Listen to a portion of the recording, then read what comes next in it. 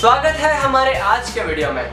हमारा channel RJ automobile YouTube का एक चैनल जिसमें ऑटोमोबाइल के सारे पार्ट्स के बारे में डिस्कस किया जाता है। तो इसी तरीके से हमारा आज का टॉपिक है ignition system of an IC engine. दोस्तों, हम सब जानते हैं इंजन में कंबशन होता है। उस कंबशन के लिए वहाँ स्पार्क की जरूरत पड़ती है।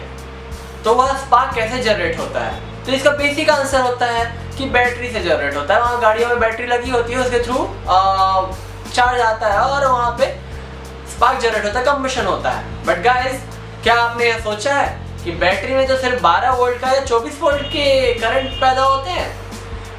वह 12 वोल्ट का करंट इग्निशन सिस्टम के लिए बहुत ही हाई अमाउंट का वोल्ट कैसे पैदा करता है? तो इस क्वेश्चन का आंसर जानने के लिए या आपके सारे डाउट्स को क्लियर करने के लिए आइए देखते हैं हमारे आज के वीडियो को, जो कि है इग्निशन सिस्टम। तो दोस्तों, हमारे आज का टॉपिक है ignition system of an IC engine. तो दोस्तों, इग्निशन सिस्टम के कुछ बेसिक पार्ट्स हैं, जैसे कि पहला है battery, ignition coil, contact breaker, distributor and spark plug. और यह स्पार्क प्लग इंजन सिलेंडर में खुलता है। ठीक है दोस्तों, तो आइए देखते हैं इग्निशन सिस्टम का वर्क। तो सबसे पहले यहाँ बैटरी में दो टर्मिनल होते हैं, पॉजिटिव एंड नेगेटिव। तो इस पॉजिटिव टर्मिनल से 12 वोल्ट का चार्ज निकलता है। अब जैसे ही हमने स्विच ऑन किया तो यह 12 वोल्ट का चार्ज यहाँ से होते हुए इग्निशन कॉइल में एंटर करता है। दोस्तों, आप यहाँ देख सकते हैं इग्निशन कॉइल में दो तरीके की वाइंडिंग्स होती हैं। पहला है प्राइमरी वाइंडिंग, जिसे यहाँ पे ब्लू कलर से शो किया गया है, और दूसरा होता है सेकेंडरी वाइंडिंग, जिसे यहाँ पे ऑरेंज कलर से शो किया गया है। दोस्तों, आप यहाँ देख सकते हैं सेकेंडरी वाइंडिंग की संख्या यहाँ प्राइमरी वाइंडिंग से ज़्यादा है। देखते हैं इसका काम क्या है। तो दोस्तों, आगे यह 12 वोल्ट का चार्ज इस प्राइमरी वाइंडिंग से होते हुए इस कॉन्टैक्ट ब्रेकर चैम्बर में जाता है। अब देखिए दोस्तों, इस चैम्बर के कुछ बेसिक पार्ट्स, जैसे कि पहला है कैम लोब। यह कैम लोब सीधे क्रैंक शाफ्ट से जुड़ा होता है, मतलब क्रैंक शाफ्ट के रोटेशन पर यह कैम लोब भी रोटेट करेगा। इसके बाद इसका अगला बेसिक पार्ट है कॉन्टैक्ट ब्रेकर। यह कॉन्टैक्ट ब्रेकर है, जैसे कि आप यहाँ देख सकते हैं। यहाँ इसे ब्लैक लाइन से शो किया गया है। यह दोनों अभी कॉन्टैक्ट में हैं।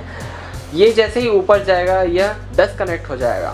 ओके, नेक्स्ट है कंडेंस। तो दोस्तों, अब जैसे यह 12 वोल्ट का चार्ज इग्निशन कॉइल से होते हुए कॉन्टैक्ट ब्रेकर चैम्बर में एंटर करता है, यहाँ से यह इस रॉड के थ्रू होते हुए अर्थिंग तक जाता है। बट जैसे ही क्रैंक शाफ्ट घूमने लगता है, मतलब यह कैम लोब भी घूमने लगता है, और कैम का यह पॉइंट इस पोजीशन पर आता है, ये रोटेट होते हुए। अगर यह कैम का पोजीशन यहाँ आ जाता है, तब इसे यह ऊपर की ओर पुश करता है। अब जैसे ही इसे यह ऊपर की ओर प्रेस करता है, तो यह कॉन्टैक्ट ब्रेक हो जाता है, मतलब इन दोनों के बीच में कोई कांटेक्ट नहीं रहता और इलेक्ट्रिक चार्ज फ्लो होना बंद हो जाता है। मतलब इस डायरेक्शन में इलेक्ट्रिक चार्ज फ्लो नहीं होता। अब यह इलेक्ट्रिक चार्ज सिर्फ यहाँ कंडेंसर तक रहता है और इस पूरे सिस्टम तक रहता है। अब क्या होता है, इस समय पर बहुत ही हाई अमाउंट का बैक ईएमएफ जनरेट होता है, जो कि यहाँ इस कंडेंसर के द्वारा एब्जॉर्ब कर लिया जाता है। और इसी समय पर इस सेकेंडरी वाइंडिंग में भी बहुत ही हाई अमाउंट का ईएमएफ जनरेट होता है।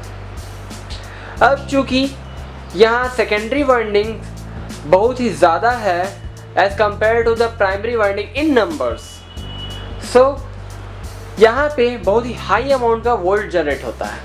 मतलब यह 12 वोल्ट का जो चार्ज है वह बहुत ही ज़्यादा बढ़ जाता है, अराउंड 13,000 to 22,000 वोल्ट, मोर और लेस। अब यह हाई अमाउंट का वोल्ट इस वायर के थ्रू होते हुए इस डिस्ट्रीब्यूटर में पहुंचता है। इस डिस्ट्रीब्यूटर में 4 डिस्ट्रीब्यूटिंग पॉइंट होते हैं, जो कि इस स्पार्क प्लग से कनेक्ट होते हैं। अब यहाँ पे इस सेंटर में एक रोटर होता है।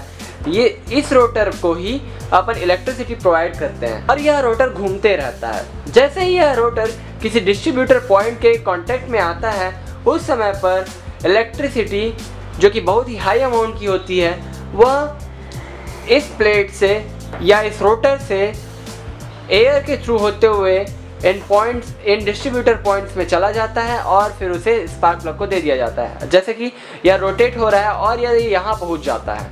इस पोजीशन में पहुँचने पर इसका हाई अमाउंट का इलेक्ट्रिसिटी यहाँ से जंप करके इस डिस्ट्रीब्यूटर पॉइंट में चला जाता है और उसके बाद इसे इस वायर के थ्रू इस स्पार्क प्लग में भेजा जाता है। अब यह स्पार्क प्लग के थ्रू यहाँ इंजन सिलेंडर के अंदर में स्पार्क किया जाता है, जिससे कंबशन होता है और इंजन को पावर मिलती है, मतलब गाड़ी आगे बढ़ती है।